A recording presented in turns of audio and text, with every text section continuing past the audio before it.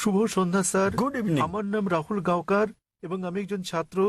আমি ইসলাম ধর্ম সম্পর্কে আপনার কাছে জানতে চাই, অন্যান্য মুসলমানদের তুলনায় কেন শিয়া মুসলমানদের কম গুরুত্ব দেয়া হয়। আমি আমার এক মুসলমান বন্ধুর কাছে শুনেছি তাদেরকে শিয়া পরিবারের পানীয় পান করার অনুমতি দেয়া হয় না, পানীয় না, ঠিক আছে। আমি আসলে জানতে চাই, এও বলা হয়ে থাকে যে ইরাকে সাদ্দাম হোসেন যা করেছেন, তিনি রাসায়নিক গ্যাস প্রয়োগ করেছেন, তিনি শিয়াদের উপর নৃশংসতা চালিয়েছেন, যা দ্বিতীয় বিশ্বযুদ্ধের সময় ইহুদিদের উপর হিটলারের নির্যাতনের সঙ্গে তুলনীয়। তাহলে এটিকে কি আপনি অবিচার মনে করেন না? আমি আরো জানতে চাই, প্রকৃতপক্ষে পূর্বে শিয়ারা ইসলাম ধর্মে যে ভুল করেছে তারা আজও তার প্রায়শ্চিত্ত করে যাচ্ছে কিনা। ভাই প্রশ্ন করলেন যে শিয়াদের কেন নিচ বললে গণ্য করা হয়, তারা কি অপরাধ করেছে, সাদ্দাম হোসেন কেন তাদেরকে হত্যা করেছে, যেমন জার্মানিতে হিটলার রাসায়নিক অস্ত্র দিয়ে ইহুদিদের হত্যা করেছে ইত্যাদি। ভাই ইসলামে কোনো শিয়া সুন্নি নেই, কোনো শিয়া সুন্নি নেই ইসলামে। অনেক লোক আছে। আমি উত্তরটা দেই, আমি উত্তর দেব। আপনার প্রশ্নের উত্তর দেওয়ার পর আপনি বলবেন। ইসলামে কোনো শিয়া সুন্নি নেই। কোরআনে বলা হয়েছে সূরা আলে ইমরান অধ্যায় 3 আয়াত নম্বর 103, ওয়াতাসিমু বিহাবলিল্লাহি জামিআ ওয়া লা তাফাররাকু। তোমরা আল্লাহর রজ্জু শক্ত করে ধরো এবং পরস্পর বিচ্ছিন্ন হও না। আমাদেরকে আল্লাহর রজ্জু ধরতে হবে, এটা কোরআন এবং নবী মুহাম্মদ সাল্লাল্লাহু আলাইহি ওয়াসাল্লামের সহিহ হাদিস। যদি আপনি এই রজ্জু ধরেন তাহলে আপনি খাঁটি মুসলিম। ইসলামে শিয়া সুন্নি নেই এবং ইসলামে কোনো ভাগ নেই। কোরআন বলছে সূরা আনাম অধ্যায় নম্বর 6 আয়াত নম্বর 159, হে নবী, নিশ্চয়ই যারা খণ্ড বিখণ্ড করেছে, অনেক দল করেছে ইসলাম ধর্মকে, তাদের সাথে আপনার কোনো সম্পর্ক নেই। আল্লাহ বিচার দিবসে তাদের ব্যাপারটা দেখবেন। এবং আমাদের নবী মুহাম্মদ সাল্লাল্লাহু আলাইহি ওয়াসাল্লাম বলেছেন যে মুসলিমদের মধ্যে 73টি দল হবে, এর মধ্যে কেবলমাত্র একটি দল যাবে জান্নাতে। সাহাবাগণ জিজ্ঞেস করলেন কোন দলটি? যারা অনুসরণ করবে আমাকে এবং আমার সাহাবীদের, যারা কোরআন এবং নবীর সহিহ হাদিস মেনে চলবে তারা। সুতরাং কোরআন বলছে ধর্মকে খণ্ড বিখণ্ড করো না। আমাদের নবী বলেন, এমনকি কোরআনে বলা হয়েছে কিছু লোক থাকবে তারা দল সৃষ্টি করবে। কতটা? 73টা। যে দল সঠিক পথে থাকবে তারা বিভাজন সৃষ্টি করবে না। সুতরাং যে কেউ নিজেকে মুসলিম ছাড়া অন্য কিছু বললেও শব্দটি হবে মুসলিম। মুসলিম মানে যে নিজের ইচ্ছাকে আল্লাহর কাছে সমর্পণ করেছে। নবী কি ছিলেন? তিনি শিয়া ছিলেন না সুন্নি ছিলেন? তিনি কি ছিলেন? তিনি ছিলেন মুসলিম। এবং এর আগে আমি বোনকে যে জবাব দিয়েছি তাতে ছিল সূরা আলে ইমরান অধ্যায় 3 আয়াত নম্বর 64 বলা হয়েছে, ফাকুলু শাদু বিআন্না মুসলিমুন। সাক্ষী থাকো যে আমরা মুসলিম। বিচার করার জন্য আপনি কি করবেন মুসলিমরা ঠিক না ভুল পথে চলছে? আপনি দেখবেন কোরআন। মোহাম্মদ, জাকির, সুলতান, আব্দুল্লাহ, যে কোনো নাম হোক, কোনো সমস্যা নেই। নিজেকে পরীক্ষা করতে বলেন। যদি সে কোরআন এবং নবীর নির্ভরযোগ্য বাণী বুখারী, মুসলিম ইত্যাদি অনুসরণ করে তাহলে সে খাঁটি মুসলিম। যদি সে নবীর প্রকৃত শিক্ষার বাইরে যায়, বুখারী, মুসলিম এবং অন্যান্য সহিহ হাদিসের বাইরে যায় এবং কোরআনের বিপক্ষে যায়, তাহলে সে প্রকৃত মুসলিম নয়। প্রকৃত মুসলিম হচ্ছে সে যে মেনে চলে কোরআন এবং নবী মুহাম্মদ সাল্লাল্লাহু আলাইহি সাল্লামের যথাযথ শিক্ষা। সুতরাং এটা জানার পর নিজেকে সে যাই বলুন না কেন, যদি না মেনে চলেন কোরআন এবং নবীর সব শিক্ষা হাদিস, তাহলে সে প্রকৃত মুসলিম নয়। আপনার প্রশ্নের দ্বিতীয় অংশ, সাদ্দাম হোসেন। প্রশ্নের মধ্যে সাদ্দাম হোসেন নেই? আছে প্রশ্নের মধ্যে? হ্যাঁ, সাদ্দাম হোসেন। সাদ্দাম হোসেন শিয়াদের হত্যা করেন। ভাই আমি জানি না তিনি শিয়াদের হত্যা করেছেন কিনা, এটা মিডিয়া বলছে। কিন্তু হোক সাদ্দাম হোসেন, হোক হিটলার, হোক জর্জ বুশ, যে কোনো নিরপরাধ মানুষকে হত্যা করে, শিয়া সুন্নি বাদ দেন, যদি সে হত্যা করে নিরপরাধ কোনো হিন্দু, নিরপরাধ খ্রিস্টান, নিরপরাধ ইহুদিকে, তাহলে সেটা বড় অপরাধ।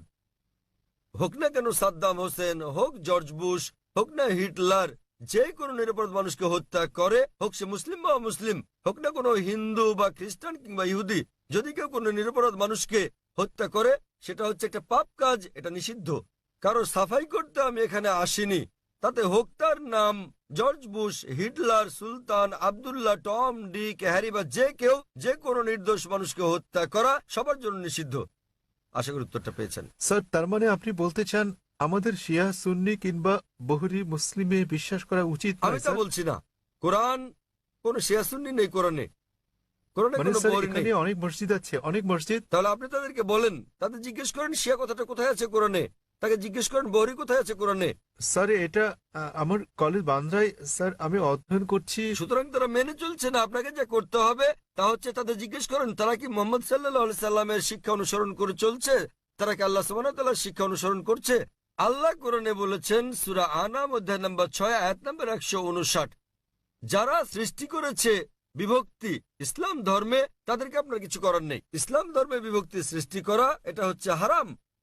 তো ভালো মুসলমান হতে হলে আপনাকে আল্লাহর রজ্জু শক্ত করে ধরতে হবে, এটা বলা আছে কোরআনে। সুতরাং কাউকে আব্দুল্লাহ, সুলতান এরকম নামে ডাকলেই সে জান্নাতে যেতে পারবে না, বরং সেজন্য স্রষ্টা সর্বশক্তিমান আল্লাহর নির্দেশ পালন এবং নবী মুহাম্মদ সাল্লাল্লাহু আলাইহি সাল্লামের শিক্ষা অনুসরণ করতে হবে। ভাই, আপনাকে একটা প্রশ্ন করি, একটা প্রশ্ন। আপনি শিয়া সুন্নি নিয়ে খুবই উদ্বিগ্ন, জানতে চাচ্ছি সেটা কেন?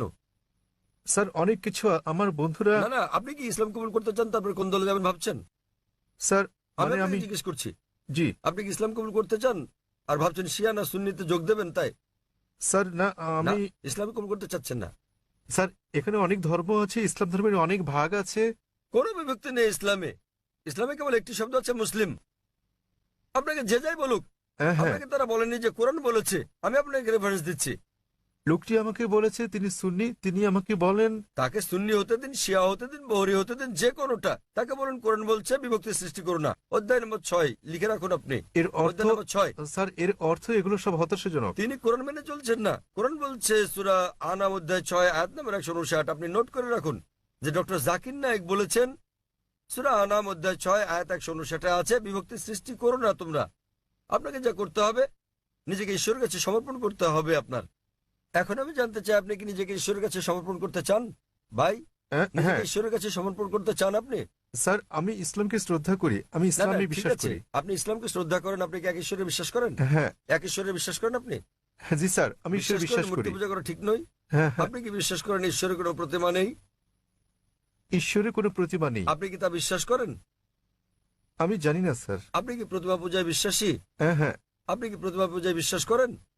কি বললেন? প্রতিমা পূজা ঠিক না ভুল? মানে ঈশ্বর? না। আপনি কি বিশ্বাস করেন প্রতিমা পূজা করা ঠিক না ভুল? হ্যাঁ এটা ঠিক না ভুল? এটি ঠিক স্যার। প্রতিমা পূজা করা, কিন্তু এটা তো বেদের বিপরীত। আপনাদের বেদ বলছে তোমরা এক ঈশ্বর ছাড়া কারো উপাসনা করবে না। এটা উল্লেখ আছে আপনাদের যজুর্বেদে অধ্যায় 32 অনুচ্ছেদ 3, শ্বেতার উপনিষদ অধ্যায় 4 অনুচ্ছেদ 19। न तस्य प्रतिमा अस्ति মহান ঈশ্বরের কোনো পুতুল নেই, কোনো আকৃতি নেই, কোনো ফটোগ্রাফ নেই, কোনো ছবি নেই, কোনো প্রতিমা নেই, কোনো ভাস্কর্য নেই, কোনো মূর্তি নেই। আমি আপনাকে জিজ্ঞেস করছি, যখন আপনাদের বেদ বলছে ঈশ্বরের কোনো আকৃতি নেই, কোনো মূর্তি নেই, কোনো প্রতিমা নেই, এরপরও কি আপনি প্রতিমা পূজা বিশ্বাস করেন? জি স্যার। শিয়া সুন্নি বাদ দেন, আপনাকে জিজ্ঞেস করছি, আপনি কি বেদ মানেন? স্যার অনুসরণ করছেন কি না? ধর্ম মানেন কি না? স্যার কারণ আমি এই ধর্মের স্যার। ঠিক, তাই আমি বলছি যে এটা আমার ভুল নয় স্যার, আমি এই এই ধর্মের মধ্যে ধর্মের জন্ম মধ্যে নিয়েছি বড় স্যার। হলেও আমি জিজ্ঞেস করছি যে অধ্যয়ন করা আপনার কর্তব্য কি না। সে কারণে আপনার বেদ, আমি এই বিষয়টি অনুসন্ধান তাই আমি করছি। আপনাকে বলছি ভাই, আপনাদের ধর্মগ্রন্থ বেদে আছে, যজুর্বেদ অধ্যায় 32 অনুচ্ছেদ 3, শ্বেতার উপনিষদ অধ্যায় 4 অনুচ্ছেদ 19। এটা বলছে, न तस्य प्रतिमा अस्ति এটা একটা সংস্কৃত উদ্ধৃতি। এর মানে সর্বশক্তিমান ঈশ্বরের কোনো প্রতিমা নেই, কোনো আকৃতি নেই, কোনো আলোকচিত্র নেই, কোনো ছবি নেই, কোনো ভাস্কর্য নেই, কোনো প্রতিমূর্তি নেই, কোনো পুতুল নেই। যদি আপনার ধর্মগ্রন্থ বলে সর্বশক্তিমান ঈশ্বরের প্রতিমা নেই, তাহলে কি প্রতিমা পূজা করা ঠিক না ভুল? ঠিক না ভুল? ঠিক বেঠিক ঠিক করার মতো এত বড় ব্যক্তি আমি নই স্যার। না না, আপনার ধর্মগ্রন্থ বলছে ঈশ্বরের কোনো আকৃতি নেই, কোনো প্রতিমা নেই, কোনো মূর্তি নেই, কোনো ছবি নেই, তথাপি ঈশ্বরের মূর্তি করা ঠিক না ভুল? কেন আমার পূর্ববর্তী ব্যক্তিগণ মানে আমার পূর্বসূরীরা কেন এই কাজ করেছে স্যার? স্যার আমি তাদের দোষ দিতে জি? পারি না। আমার আমার পূর্বসূরীরা, আমার পূর্বে হিন্দু ধর্মের লোকের এটা করেছে স্যার। স্যার আমি তাদের দোষ দিতে আমি পারি না। হিন্দুদের প্রশ্ন করছি না, আমি আপনাকে জিজ্ঞেস করছি আপনার ধর্মগ্রন্থ, আপনার ধর্মের সবচেয়ে গ্রহণযোগ্য গ্রন্থ কোনটি? আপনি জানেন না? কি আপনি স্যার? কি জানেন আপনার ধর্মের সর্বশ্রেষ্ঠ গ্রন্থ কোনটি? স্যার এটা মানে হচ্ছে বেদ। হ্যাঁ তাহলে আপনি দেখেন আমার ভিডিও ক্যাসেট ইসলাম ও হিন্দু ধর্মের সাদৃশ্য সমূহ। আমি অনুরোধ করছি ভলান্টিয়ারদের তাকে একটা ইসলাম ও হিন্দু ধর্মের সাদৃশ্য নামে ডিভিডি দেওয়ার জন্য। আপনার কোনো প্রশ্ন থাকলে আমার সঙ্গে সাক্ষাৎ করতে পারেন, ইনশাল্লাহ আপনার সন্দেহ দূর হবে। আর আমি আপনাকে অনুরোধ করব এটা পড়ুন, বুঝুন এবং সঠিক শান্তি খুঁজে নিন। স্যার শেষ কথা আমি আপনাকে জিজ্ঞেস করতে চাই স্যার, মানে আমাদেরকে এসব বিশ্বাস করলে হবে না যে ইসলামে অনেক বিভক্তি আছে যেমন শিয়া সুন্নি, এগুলো আমাদের বিশ্বাস করা উচিত নয়, আমাদের কেবল কোরআনে বিশ্বাস করা উচিত। ঠিক। কোরআন এবং নবীর সহিহ হাদিস, ব্যাস। যে কোনো আলেম যায় বলুন, কোরআন বলছে সূরা নিসা অধ্যায় 4 আয়াত নম্বর 59, अतिउल अल्लाह अतिउर रसूल। আল্লাহ ও তার রাসূলকে মানো এবং অতঃপর তোমাদের মধ্যে যারা আদেশ দানের কর্তৃত্বপ্রাপ্ত, যাদেরকে এই কাজের দায়িত্ব দেওয়া হয়েছে তাদের, অর্থাৎ আপনাকে আল্লাহ এবং সর্বশক্তিমান ঈশ্বর, তার রাসূল এবং জ্ঞানী ব্যক্তিদের মান্য করতে হবে। কিন্তু আয়াতটা এখানেই শেষ হয়নি। আরো বলা হয়েছে যদি তারা কোনো বিষয়ে একমত হতে না পারে তো আল্লাহ তার রাসূলের উপর ছেড়ে দাও। যদি কেউ আপনাকে কিছু বলে আপনি তা কোরআন এবং সহিহ হাদিস দিয়ে যাচাই করুন সেটা ঠিক না ভুল। এ কারণে যে কোনো আলেম যাই বলুক না কেন তার কোনো মূল্য নেই ইসলামে। স্যার আমাদের সেখানে বিষয় হচ্ছে আল্লাহ সর্বশক্তিমান ঈশ্বর ও তার বার্তাবাহক। কোন আলেম কিছু বললে তা যদি কোরআন এবং সহিহ হাদিসের সঙ্গে মিলে তো আমরা গ্রহণ করি, আর যদি কোরআন হাদিসের বিপরীতে হয় তা প্রত্যাখ্যান করি। স্যার কোন ব্যক্তি নিজেকে মুসলিম বলে দাবি করলে আপনি তাকে বলবেন कुल हातु बुरहानकुम প্রমাণ দাও इन कुंतुम सादिकिन। যদি সত্যবাদী হও। সে কারণেই যখন আমি প্রশ্নের উত্তর দেই আমি কোরআন এবং সহিহ হাদিসের রেফারেন্স দেই। যা আমি বলছি, যা ডক্টর জাকির নায়েক বলছেন তা কিছুই নয় ইসলামে, কোনোই মূল্য নেই তার। আমি যা বলি ইসলামে তার মূল্য হচ্ছে শূন্য।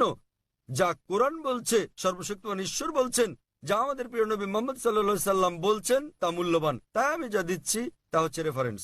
যারা জানেন না আমি তাদের রেফারেন্স দিচ্ছি। আমার উত্তরের ভিত্তি কোরআনের বিভিন্ন আয়াতের শিক্ষা, আমার জবাবের ভিত্তি নবীর বাণী, সহিহ বুখারী খণ্ড নাম্বার ইত্যাদি প্রমাণ হিসেবে। সুতরাং তারা যা বলেন তার মূল্য আছে, আমি যা বলি মূল্য নেই।